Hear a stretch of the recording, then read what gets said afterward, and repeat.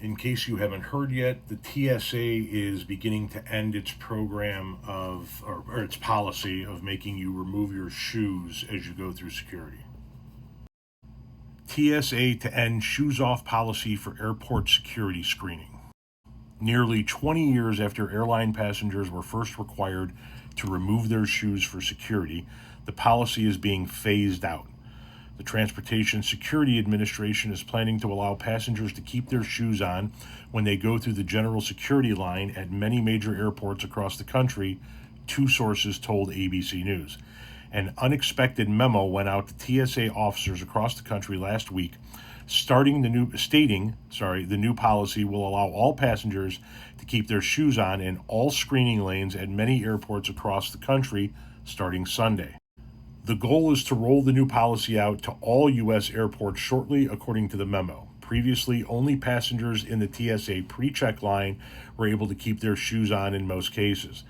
The transportation agency has spent years looking for an innovative way to allow passengers to move faster through the security checkpoints. Passengers who trigger the alarm at the scanners or magnetometers, however, will be required to take their shoes off for additional screening, according to the memo. This is a major shift since TSA began requiring passengers to take their shoes off in 2006. The policy came 5 years after Richard Reed tried to blow up an American Airlines flight from Paris to Miami with explosives packed in his shoes. The explosives failed to detonate, and Reed was held down by fellow passengers and flight crew.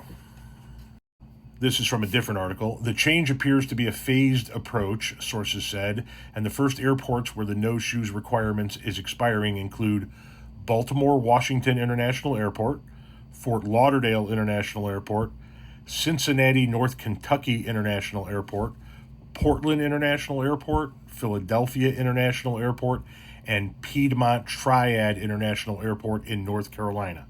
However, CBS News correspondents at Los Angeles International Airport and New York City's LaGuardia Airport reported Monday night that they and other passengers did not have to take off their shoes.